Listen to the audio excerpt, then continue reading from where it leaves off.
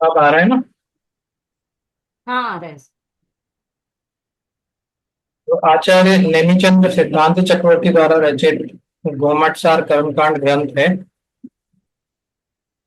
इसके प्रकृति समुत्कीर्तन अधिकार पे अपनी चर्चा चल रही है। इस संबंध में अपना षटकंडागम का परिचय वाला जो सब्जेक्ट है वो अपन ने कवर कर लिया था। षटकंडागम की उत्पत्ति कहाँ से हुई, क्यों हुई, वो इसलिए जरूरी था क्योंकि षटकंडागम प्रथम लिपिबद्ध ग्रंथ है। हाँ, सिद्धांत ग्रंथों मतलब जिनवाणी पहली बार जब लिखी गई तो वो षटखंडागम के रूप में लिखी गई। तो इस षटखंडागम के आधार से ही गोमटसार ग्रंथ की रचना हुई है। तो ये जानना हमारे लिए जरूरी है कि जिस चीज का हम अध्ययन कर रहे हैं वो सिद्धांत ग्रंथ है। सिद्धांत अर्थात इसमें कोई एक्सेप्शन नहीं रखते हैं। हाँ, जो है सो है, वैसा ही चलता है और इसके आधार से ही आगे की टीकाएं आगम इत्यादि बने हैं। गोमटसार के दो भाग हैं, जीवकांड और कर्मकांड, ये भी अपन ने देख लिए थे। इसमें से गोमटसार कर्मकांड का परिचय भी अपना हो गया, किसने लिखा, कहाँ लिखा, किसके निमित्त से लिखा। और गोमटसार कर्मकांड के जो दो अधिकार हैं उनका सामान्य नाम हमने देख लिए थे। अंदर हम अभी नहीं गए हैं क्योंकि जरूरत भी नहीं है अभी जाने की। पर पहला अधिकार जिसकी चर्चा अपनी चल रही है वो है प्रकृति समुत्कीर्तन अधिकार। पहली गाथा को अपन मंगलाचरण के रूप में लेते हैं, इसके बाद अपन विषय में प्रवेश करेंगे। ओम नमः शिवाय। कर्णमीय से रिसाणे में तिरसाणेमिं रंग गुणरयण विभूषणं महावीरं सम्मत्तरयण नीलयं पयडी समुत्तणं वोच्छम्। अब जब तक अपन आगे का विषय चालू नहीं करते, मेरे को आपसे सुनना है किस किस को नमस्कार किया है इस गाथा में। इस गाथा में पंच परमेष्ठी को नमस्कार किया है, है महावीर स्वामी भगवान को नमस्कार किया है, नेमिनाथ भगवान को नमस्कार किया है, जिनवाणी माँ को नमस्कार किया है। ना? किस किस अपेक्षा से किया है, क्या क्या अर्थ लिखे किया है वो याद है ना? जैसे महावीर स्वामी भगवान के शासन में हम अभी है तो उनके हिसाब से उनको नमस्कार किया है। फिर नेमिनाथ भगवान के जिनालय में ये ग्रंथ लिपिबद्ध हुआ है तो उनको भी नमस्कार किया है। फिर जिनवाणी माँ जो धर्म चक उसको भी नमस्कार किया गया है। और पंच परमेष्ठी को नमस्कार किया गया है। ठीक है, बहुत अच्छा। बस मेरे बेटे का नाम से हो रहा है इसीलिए। दूसरी गाथा में प्रकृति का अर्थ बताया था, प्रकृति समुत्कीर्तन अधिकार है ना अधिकार का नाम। तो हम्म। प्रकृति अर्थात क्या, प्रकृति का मतलब क्या बताया नेचर स्वभाव। ना? स्वभाव। किसका स्वभाव, किसकी बात कर रहे हैं हम? जीव का स्वभाव। कर्म। अपने कर्म का स्वभाव की बात कर रहे हैं अभी। तो कर्म का स्वभाव बताया, फिर बताया ये कर्म जीव के साथ अनादिकाल से रह रहे हैं। ये भी देख लिया था अपन ने ना? जब कर्म का स्वभाव बता रहे हैं तब ये भी बताया कि ये कर्म जीव के साथ अनादिकाल से रह रहे हैं। और उदाहरण किसका दिया, किस तरह से रह रहे हैं ये अनादिकाल से? स्वर्ण और मिट्टी जैसे स्वर्ण पाषाण में रहते वैसे। हाँ, जैसे सोने को जब हम पहली खदान से तो वो मिट्टी के साथ निकलता है, तो जब पहली बार आप जीव देखोगे या संसार अवस्था में जीव को देखोगे तो वो कर्मों सहित ही मिलेगा। सर सामने आपका कैमरा ऑफ है? हाँ। मेरा कैमरा ऑफ है। हाँ जस्ट रिमाइंड करने के हाँ।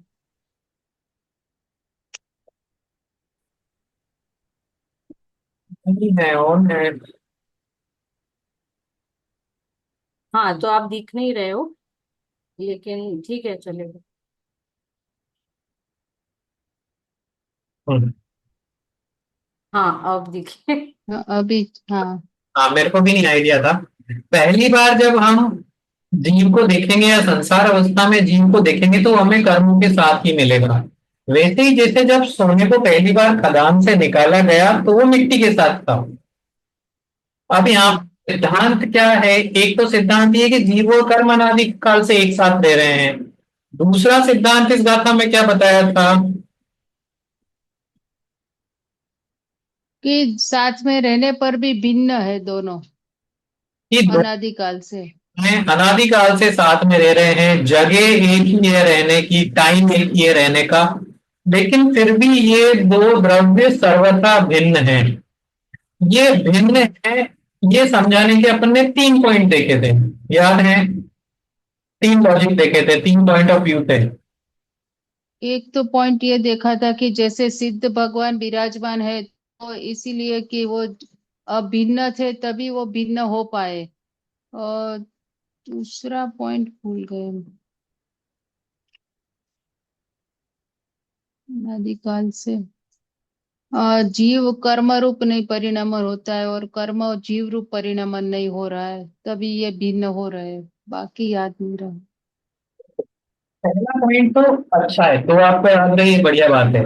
पहली बात तो कि एक अवस्था ऐसी पाई जाती है सिद्ध भगवान की, जहां पे सिद्ध शिला में जीव भी हैं और कर्म भी हैं, लेकिन उस अवस्था में जीव उन कर्मों से पूरी तरह से भिन्न है। हाँ? मतलब संसार में तो हम सब कर्मों सहित दिखाई देते हैं, समस्त जीव हमें कर्मों सहित दिखाई देते हैं, तो हम कन्विंस नहीं हो पाते कि जीव अलग है कर्म अलग है, ऐसा सही है क्या?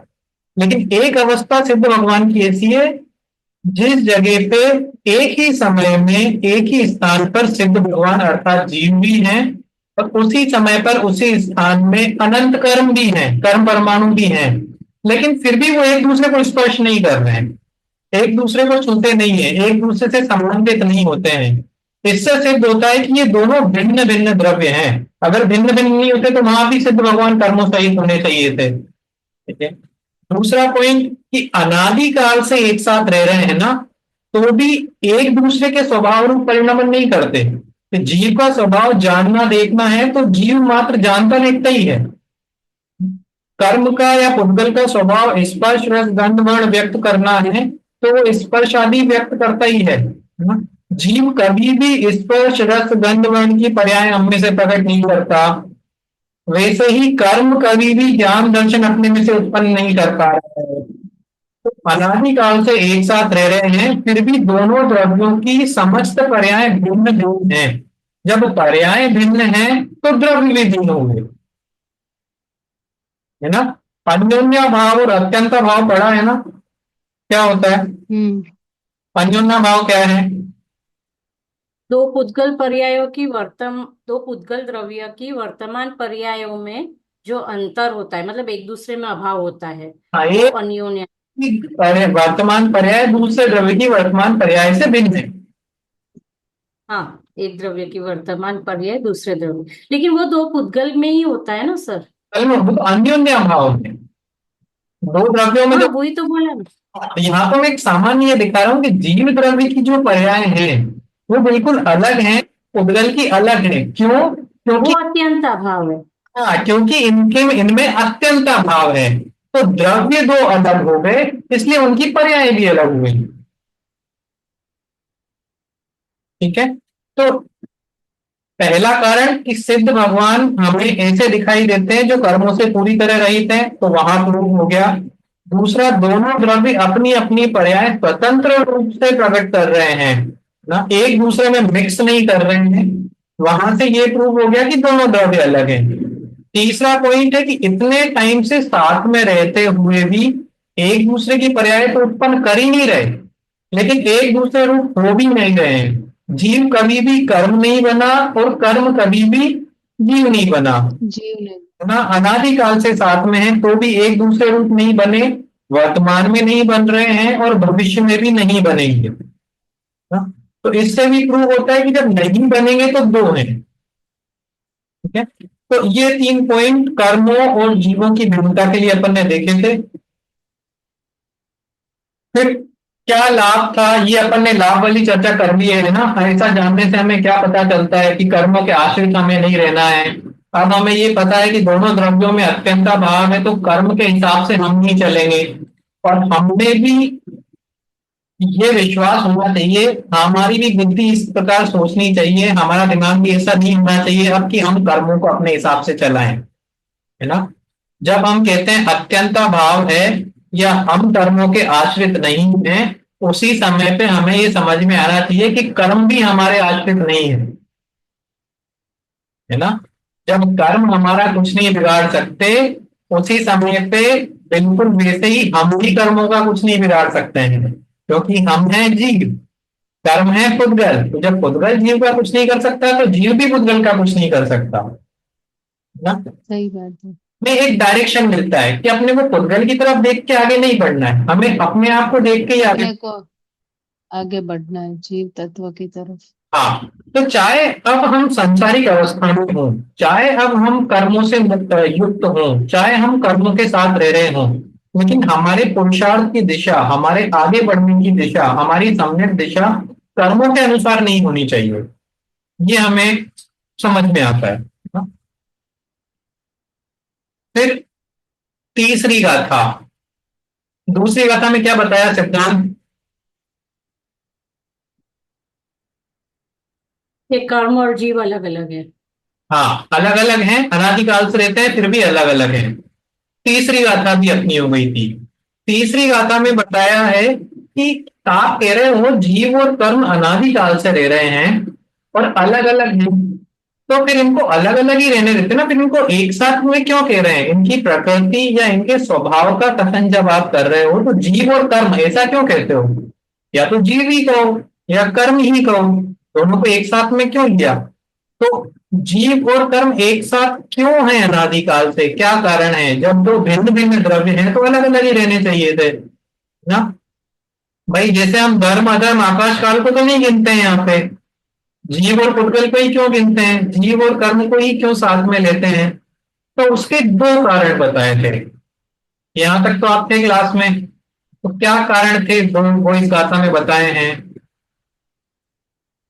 एक तो जैसे लोहे तपे का। हुए लोहे का गोला पानी में डालते हैं तो चारों ओर से वो पानी को खुद की ओर ग्रहण करता है। हम्म। वै- वैसे जीव भी चारों ओर से कर्म को अपनी तरफ ग्रहण करता है। हाँ, ये तो उदाहरण हो गया, लेकिन जैसे वहां ये होता है। लोहे का गोला पानी को ग्रहण कर रहा है चारों ओर से, उसका कोई कारण है।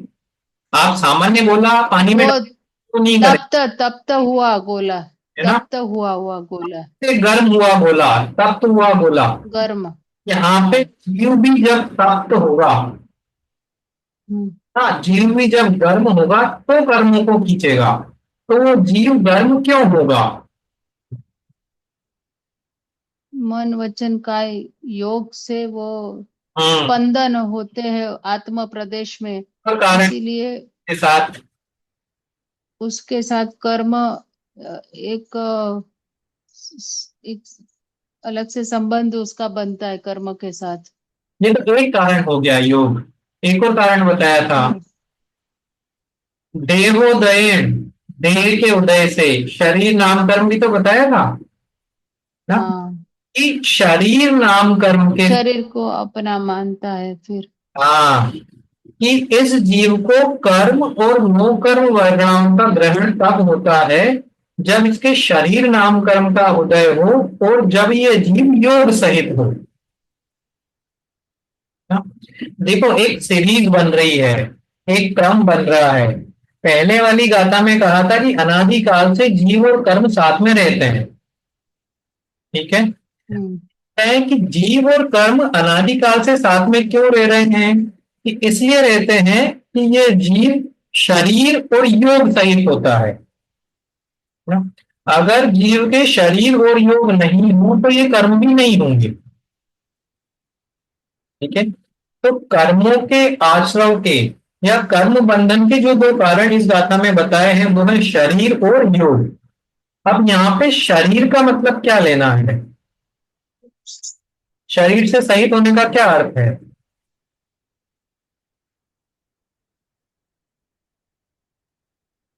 शरीर मतलब जो इंद्रिया, एक इंद्रिय से पंच इंद्रिय तक जो शरीर हम्म। होता है कोई भी। तो वो शरीर तो, ये गाथा हो गई थी ना अपनी। ये हाँ। अरहंत भगवान में है या नहीं? अनंत भगवान में नहीं है, नहीं मतलब शरीर है है ना, लेकिन शरीर कषाय तो है ना नहीं है। परम। हाँ, हाँ बोलो। लेकिन फिर भी उनके नवीन कर्मों का बंधन नहीं है। क्यों? क्योंकि यहाँ पे शरीर का उदय या शरीर से सहित होने का मतलब शरीर धारण करना नहीं है। यहाँ पे शरीर से सहित होना अर्थात जो शरीर आपको मिला है उसमें एकत्व, ममत्व, कर्तृत्व, भोक्तृत्व बुद्धि रखना है, जो हमारे हैं और अरहंतों के नहीं है ना। ये चार प्रकार की मिथ्या बुद्धियां हैं, मिथ्या मान्यताएं हैं या मिथ्यात्व हैं, एकत्व, ममत्व, कर्तृत्व, भोक्तृत्व रूप, है ना। तो इस मिथ्या मान्यता से जीव को कर्मों का बंधन है, शरीर के होने से नहीं है। अगर मैं शरीर के होने से मानूंगा तो मेरे को अरहंत भगवान को भी कर्मों का बंधन मानना पड़ेगा। ठीक है। तो पहला कारण जब कहा कि शरीर के उदय से या शरीर के कारण कर्मों का बंधन होता है, इसका मतलब शरीर के प्रति ममत्व, कर्तृत्व, भोक्तत्व बुद्धि रखने के कारण कर्मों का बंधन होता है, शरीर होने से नहीं होता है। ठीक है। दूसरा कारण क्या बताया कर्मों का? जो सब कषाय, मतलब हाँ कषाय मेन। वो आएगा इसमें ना, वो मिथ्या, तविदति, प्रमाद, कषाय, योग वाला अपनी नेक्स्ट स्लाइड में। पहले गाथा वाला तो देख लें अपन, है ना। तो गाथा में जो दो कारण बताए हैं, एक तो है शरीर और दूसरा योग। अब योग अर्थात क्या? आत्म प्रदेशों का कंपन। आत्म प्रदेशों में कंपन होना ना। अब हमें ये समझना पड़ेगा कि आत्म प्रदेशों में कंपन होने से क्या मतलब है। देखो, अपन सिद्धांत की बात कर रहे हैं तो अपन किसी भी चीज को छोड़ नहीं सकते हैं, है ना। सिर्फ परिभाषाओं से काम नहीं चलेगा, हमें ये समझना जरूरी है कि आत्म प्रदेशों में कंपन कैसे होता होगा। कंपन मतलब क्या होता है? मन वचन काय की प्रवृत्ति द्वारा जो आत्म प्रदेशों में कंपन होता है। कंपन मीन्स क्या? कंपन से हम क्या समझते हैं? कंपन मीन्स क्या? हिलना डुलना। कम नहीं, हिलने डुलने का कोई देना देना नहीं है। मतलब कंपन स्थिरता मतलब, चली जाना। देखो, कंपन एक तो होता है वाइब्रेशन। मतलब पर्याय उत्पन्न जो होती है वो हाँ, कंपन मतलब। देखो यहाँ पे जब हम योग की परिभाषा देखते हैं ना, कि आत्म प्रदेशों का सकंप होना, आत्म प्रदेशों में कंपन होना, वहां कंपन का अर्थ है आत्म प्रदेशों में ऐसी शक्ति उत्पन्न होना कि वो कर्मों को ग्रहण कर सके। ठीक है। इसको आप ऐसे समझो कि जो शुद्ध आत्मा है वो कर्मों को ग्रहण नहीं करता। सिद्ध भगवान को लेते हैं हम वापस। सिद्ध परमेष्टि जहां पे विराजमान है वहां पे ही अनंत कर्म परमाणु विराजमान है या नहीं है। लेकिन उन सिद्धों के आत्म प्रदेशों में कंपन नहीं है। जब हम कहते हैं ना सिद्ध भगवान योग रहित हैं, सिद्ध भगवान के योग हैं क्या? मन वचन काय योग। हाँ सर, योग है। आत्म प्रदेशों में कंपन कंपन नहीं है नहीं, कैसे? नहीं है। कैसे होगा? योग गुण, सर। तो आप कह रहे हो वो योग गुण है, जो कि आत्मा का गुण है ना। योग अर्थात है आत्मा में ऐसी शक्ति उत्पन्न होना या आत्म प्रदेशों में ऐसी शक्ति उत्पन्न होना कि वो कर्मों को ग्रहण करे। तो सर वो सहयोग केवली जो कहलाता है, मतलब योग है लेकिन आत्म प्रदेशन में कंपन नहीं है ना, इसलिए वो कर्म नहीं बंधन होता हाँ, उनका। तो अनंत भगवान वाली बात आ गई ना। हाँ तो अयोग केवली तो अंतिम गुण स्थान हो गए। नहीं, अरिहंत भगवान का आपने बोला योग नहीं है, हाँ, तो वो सहयोग केवली क्यों कहलाते हैं ऐसा पूछ रही हूँ। मन। क्योंकि हम्म, हाँ, आप। क्योंकि उनको मन वचन काय की प्रवृत्ति तो होती है लेकिन कषाय के अभाव के कारण कंपन नहीं होता, इसलिए आकर बनते नहीं है। हाँ, कंपन नहीं होता क्योंकि देखो, इस स्लाइड के इस प्रश्न को रखना, है ना। क्योंकि योग और कषाय इनसे चार तरह के बंध होते हैं ना। कौन से याद हैं? प्रकृति। हाँ सर, प्रदेश, प्रकृति, अनुभाग और स्थिति। तो आप बात कर रहे हो वो स्थिति अनुभाग की बात कर रहे हो। हाँ अब मतलब प्रकृति प्रदेश तो होगा लेकिन स्थिति अनुभाग नहीं होगा। तो हमें फर्क किससे पड़ता है? स्थिति अनुभाग से। स्थिति और अनुभाग से। ये बात तो हम, हाँ तो मतलब हाँ, आर्यन भगवान को मतलब योग है कि नहीं है?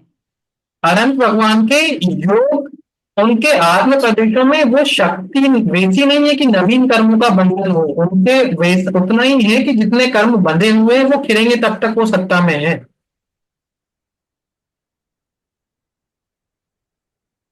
ठीक है। तो योग अर्थात क्या? कि आत्म प्रदेशों में या जीव में ऐसी शक्ति उत्पन्न होना कि वो कर्म परमाणुओं का ग्रहण कर सके, ये योग है। अब ये योग या इन कर्म परमाणुओं के ग्रहण करने की शक्ति तीन तरह से हो सकती है, मतलब तीन निमित्त हैं: मन, वचन और काय, ये तीन योग। ठीक है, यहां तक समझ में आया?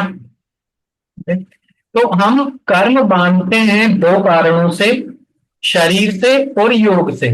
जब हम कहते हैं शरीर से, इसका अर्थ है शरीर के प्रति इन मिथ्या बुद्धियों से।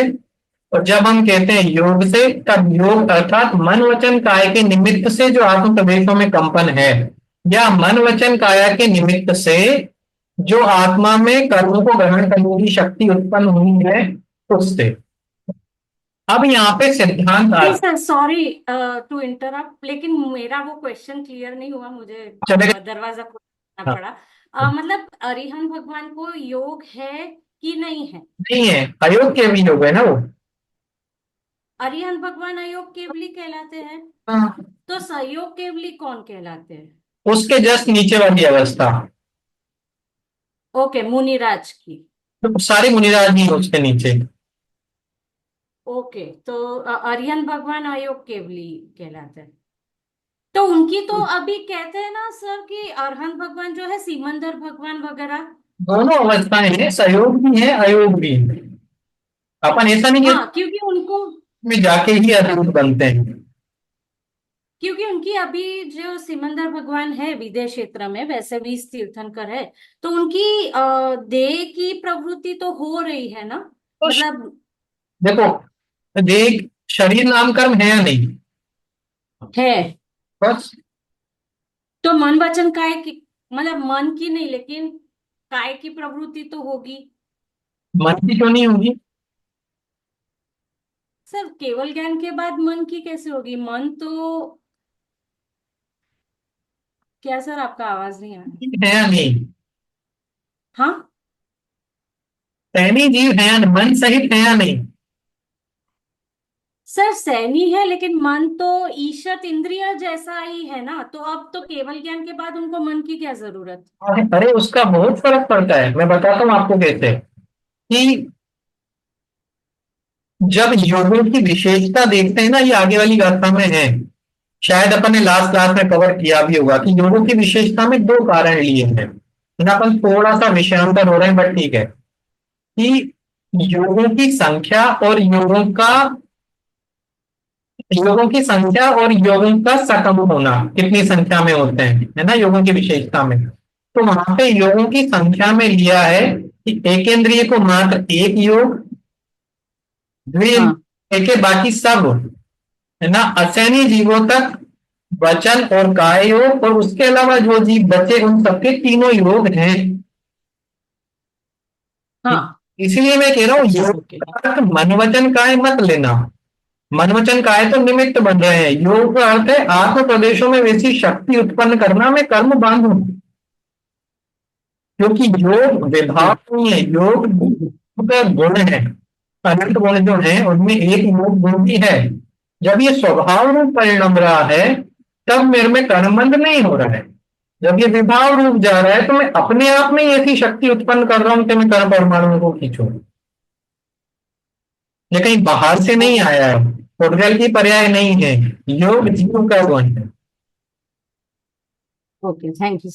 है ना। लेकिन तेरहवा गुणोत्थान को सहयोगी केवली बोलते हैं ना। हाँ, 13वां सहयोग है, 14वां योग है। चौदहवा अयोगी है। इसका मतलब 13वां गुणस्थान में योग है ही ना। सहयोग मतलब योग होना, सहयोग मतलब योग सहित। हाँ, तो फिर अभी आप तो बोलते हैं योग नहीं है उनको, योग, हरिहंस भगवान को। योग तो सिद्धों के भी है। मैंने अभी जस्ट वही कहा कि योग अर्थात योग गुण तो सिद्धों में भी है ना। लेकिन वो योग गुण उस रूप परिणमन नहीं कर रहा है कि वो कर्म का बंधन करे, कर्म परमाणुओं को खींचे अच्छा, ना। फिर सहयोग का मतलब क्या हुआ? योग है और काम नहीं करता है तो योग क्यों बोलते हैं उनको? क्योंकि उनके मन वचन काया तो है ना। अरहंत भगवान के भी तीनों हैं। जब सिद्ध भगवान तीर्थंकर के दिव्य ध्वनि कीर्ति होगी तो वचन होते होंगे या नहीं, चाहे होगा ना। निरक्षर नहीं कीर्ति हो, होगा, है ना। बराबर। अभी मैं आपको बताता हूँ, एक सेकंड, ये लास्ट वाला पॉइंट दिख रहा है। भाव योग कर्म तथा न कर्म के ग्रहण निमित्त योग्यता। है ना?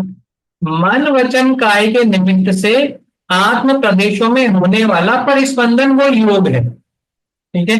अब ये योग दो तरह का है, एक तो है द्रव्य योग, है ना, कि योग गुण की अशुद्ध पर्याय में कंपन होना, ठीक है, जो कि हमारे हो रहा है।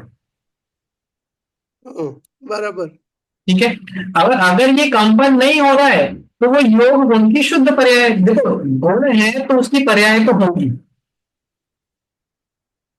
ठीक है, जीव का गुण है योग, तो योग गुण पर्याय उत्पन्न करेगा, विभाव रूप करेगा अच्छा, तो आत्मा में कर्म संबंध होने की शक्ति उत्पन्न होगी। स्वभाव रूप रहेगा बराबर। तो नहीं होगी।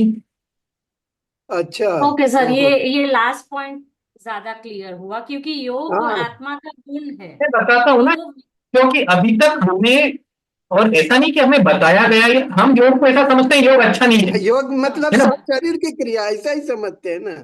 योग मतलब नहीं, शारीरिक क्रिया तो चलो ठीक है, हम ये समझते हैं कि योग से कर्मों का बंध हो रहा है ना। हाँ हाँ, बराबर है। हाँ, अच्छा, हम्म। योग हटाना चाहिए, बट योग जीव का गुण है, आप गुण कैसे हटा सकते हो? हाँ वो जीव का गुण है, यही समझ में नहीं आया साहब, वो अब हाँ समझ हाँ में आया। हाँ, सच बात है। योग का गुण है, अगर नहीं होता तो सिद्ध भगवान में योग गुण होता है, अनंत गुणों में से एक गुण है योग, और मुख्य गुणों में से एक है, क्योंकि ये आपके कर्म बंधन और कर्म रहित होने में सहायक है। ये बताता है कि आपकी कंडीशन क्या है, ये बताता है आप कितने कर्मों का बंधन कर रहे हैं ओके। ना। तो ऐसा नहीं है कि अपने को बिल्कुल भी नहीं पता है, सामान्य से हमें पता है कि योग से कर्मों का बंधन होता है, पर कितना होता है, कैसा होता है, क्यों होता है, कब होता है, ये अब थोड़ा सा क्लियर हो रहा है कि योग से नहीं हो रहा है। योग की, अच्छा, ज्ञान जीव का गुण है या नहीं? है ना, ज्ञान है, ज्ञान और दर्शन। है ना। तो ज्ञान की दो अवस्थाएं होती है, एक तो पूर्ण अवस्था होती है जो केवल ज्ञान रूप में प्रकट होती है। ठीक है, बराबर। हमारी अवस्था है ज्ञानावरण दर्शनावरण रूप। ठीक है। अब ज्ञानावरण हम्म। दर्शनावरण, ज्ञानावरण में जो मति श्रोतावधि वाले जो आवरण हैं, इनमें हम कर्मों का बंधन कर रहे हैं या नहीं कर रहे हैं? कर रहे हैं ना। अब मैं चाहूं कि मैं तो ज्ञान हटा दूं, क्योंकि मति ज्ञानावरण तो मेरे नवीन कर्मों का कारण बन रहा है, तो ज्ञान कैसे हटा सकते हो आप? तो क्या करूं कि ज्ञानावरण हटाऊं ना, तो मति ज्ञानावरण हटेगा तो श्रुत ज्ञानावरण हटेगा, तो अपने आप केवल ज्ञान वाली दशा आएगी। तो शुद्ध मतलब शुद्ध रूप में अगर परिणमन करेगा तो कोई कर्मों का बंधन नहीं है। ये एक ही बात नहीं है, ये प्रत्येक गुण में लगेगा। ठीक है। जीव के ज्ञान दर्शन सुख वीर्य, ये अगर शुद्ध रूप से परिणमन कर रहे हैं तो कर्म बंधन में कारण नहीं है, पर अगर शुद्ध रूप से नहीं कर रहे हैं तो कर्म बंधन में कारण है, पर आप इनको हटा नहीं सकते क्योंकि आपके गुण हैं। हाँ, है ना, द्रव्य से गुण हमारे किया जा सकता। हमारे गुण ही हमारे अवगुण बन जाते हैं, ऐसा हुआ। गुण नहीं बन जाते हैं, गुण तो वही रहा, ही रहा, ज्ञान नहीं है, हमारे परिणमन सम्यक रूप से नहीं कर रहा है। ना। मतलब दौड़ने की शक्ति तो हम में है, दौड़ना ईस्ट में चाहिए था, हमारा फेस वेस्ट की तरफ है, तो हम दौड़ तो वैसे ही रहे हैं, हमारा काम दौड़ना, बट वेस्ट में जा रहे हैं, उल्टे जा रहे हैं। करना क्या है, बस फेरना हाँ। है आपको, 180 डिग्री घुमा दो तो सीधे दौड़ने लग जाते हैं। एक, दिशा सही नहीं है। हाँ ठीक है, ये समझ में आया। हाँ। जी दो कारण बराबर। कर्मों के ग्रहण करने के, एक तो है शरीर और दूसरा दूसरा योग। योग, शरीर और योग। हाँ। अपनी मीटिंग खत्म होने से पहले ये सिद्धांत क्लियर करना चाहता हूँ, फिर अपन डिटेल में इसको देखेंगे। शरीर मतलब क्या? कर्म और नो कर्म। नहीं, नहीं, शरीर में ममत्व भाव। हाँ, शरीर अर्थात इस शरीर से कर्म बंधन नहीं हो रहे हैं। उसके साथ एकत्व ममत्व। जब मैं जुड़ता हूँ इसमें, जब ये चार प्रकार की मिथ्या बुद्धियां करता हूँ, तो कर्मों का बंधन होता है, इसी का नाम मिथ्यात्व है। ठीक है। योग अर्थात क्या? कंपन, आत्म प्रदेशों में कंपन। क्या देखो, कंपन अगर आप बोलोगे तो कंपन की आप सिर्फ परिभाषा बता रहे हो, तो अपन परिभाषा से ऊपर उठ गए हैं थोड़ा सा। कर्म ग्रहण करने की वो जो मन शक्ति, वचन काय की प्रवृत्ति शक्ति। होती है। आत्म प्रदेशों में कर्म परमाणु के ग्रहण करने की शक्ति उत्पन्न होना, उसको अपन कंपन कहते हैं। वास्तव में ऐसा कंपन नहीं होता है कि आत्म प्रदेश जैसे कांप रहे हो या वाइब्रेशन हो रहा हो, ऐसा नहीं होता है। हम्म। तो वैसी शक्ति उत्पन्न होना वो हो गया योग। अब ये शक्ति तीन निमित्त से उत्पन्न होती है, इस अपेक्षा से तीन योग कहे जाते हैं, पर योग वास्तव में एक ही है ना, उसके द्वार तीन हैं, मन वचन काय। अब शरीर और योग से ये जीव कर्म और नो कर्म को ग्रहण करता है। अब यहाँ पे कर्म और नो कर्म दो चीजें हैं, शरीर और योग हमने देख लिया। नेक्स्ट है कर्म और नो कर्म। कर्म अर्थात क्या?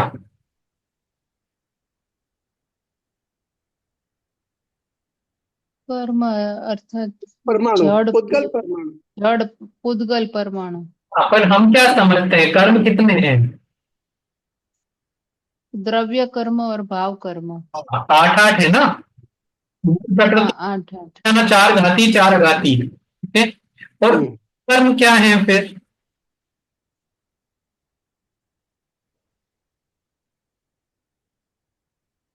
नो कर्म किसे कहते हैं? शरीर और अपने परिभाषा याद रखेंगे तो याद हो जो जाएगी ना। कर्म नहीं है, जो कर्म नहीं है, लेकिन कर्म पैदा करने के लिए नजदीक में आते हैं। तो वास्तव में इन आठ कर्मों जैसा नहीं है, नो कर्म इन आठ कर्मों में नहीं आते, हाँ लेकिन इन आठ कर्मों के बंधने में, बराबर। आठ कर्म के उदय में निमित्त बन जाते हैं कहीं पे भी। बराबर।